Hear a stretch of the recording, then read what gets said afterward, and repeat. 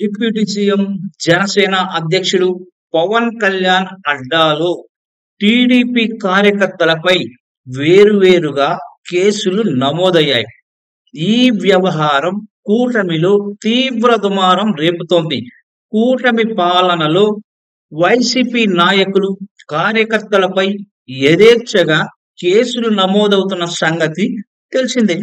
ఇదేమీ పెద్ద ఆశ్చర్యం కూడా కలిగించడం లేదు.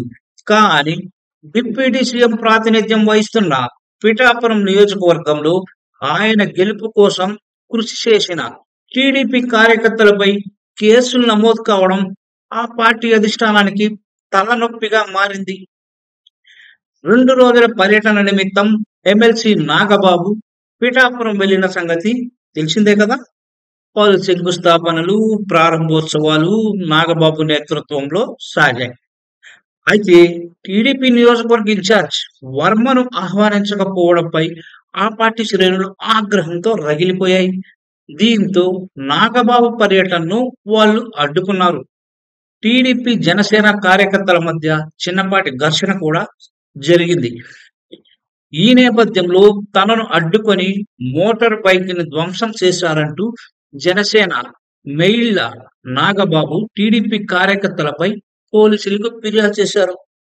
దీంతో వాళ్లపై పోలీసులు కేసు నమోదు చేశారు. ఇదే సందర్భంలో విధులకు అడ్డం తగిలారంటూ ఏఎస్ఐ జానీ భాష కూడా టీడీపీ కార్యకర్తలపై ఫిర్యాదు చేశారు. ఏఎస్ఐ ఫిర్యాదు చేశాక ఇక కేసు నమోదు గురించి చెప్పేదేముంది. వెంటనే కేసు నమోదైంది. 2 వేర్వేరు ఫిర్యాదుల మేరకు అధికారంలో ఉన్న టీడీపీ కార్యకర్తలపై కేసులు నమోదు కావడం చర్చనీయాంశమైంది. మరి ఈ కేసులపై వర్మ ఎలా స్పందిస్తారనేది ఇది ఇంకా పెద్ద చర్చ సాగుతోంది. అక్కడ టీడీపీ, జనసేన మధ్య అక్కడ వివాదం అయితే మరింతగా ముందుకు సాగుతుందే తప్ప క్లోజ్ కావడం లేదు.